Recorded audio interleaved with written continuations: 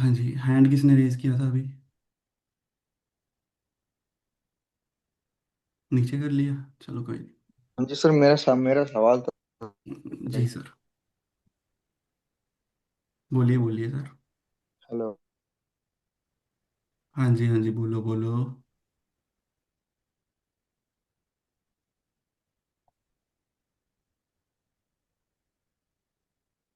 Hello.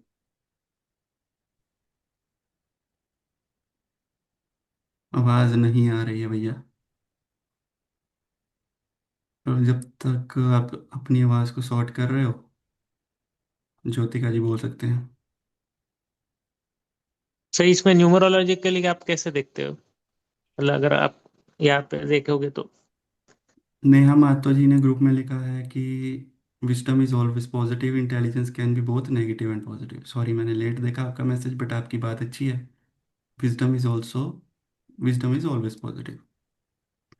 और ये भी बड़ी इंटरेस्टिंग बात है, क्या विजडम इज ऑलवेज पॉजिटिव? ये आपको न्यूमरोलॉजी जब पढ़ेंगे ना उसमें समझ आएगा। विजडम भी नेगेटिव होती है, ठीक है। मतलब कनिंग टाइप लोग भी होते हैं, ठीक है। विजडम का गलत फायदा भी उठाते हैं। वहां पे मोरालिटी समझ आती है, मोरालिटी है कि इमोरालिटी, ठीक है। हम्म। अरे मल्टीपल थ्री की बात कर रहे हो क्या? 6 8 12 also scattered. If 6 8 12 also scattered. अच्छा, वो आपको समझ आ गया, वो हमने इस केस में देख ही लिया जो गौरव जी पूछ रहे हैं। 6 8 12, मतलब वो हमेशा ही मैंने बताया था शुरू में भी कि 6 8 12 जब हॉरिजॉन्टली जुड़े हुए हैं, लेफ्ट टू राइट एक ही लेवल पे, वो बहुत स्ट्रॉन्ग होते हैं।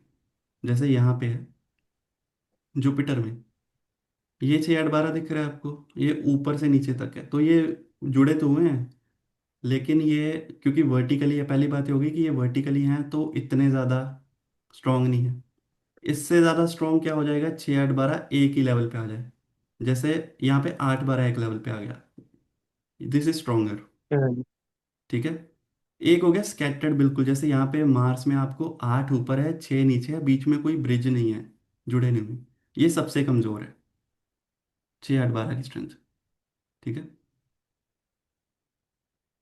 And this applies in any case, 6 8 12 चाहे वो लिटिगेशन देख रहे हो कुछ और देख रहे हो, ठीक है। इसमें आपका कोई क्वेश्चन है सेकंड क्लास की बच्ची का, कोई फर्दर,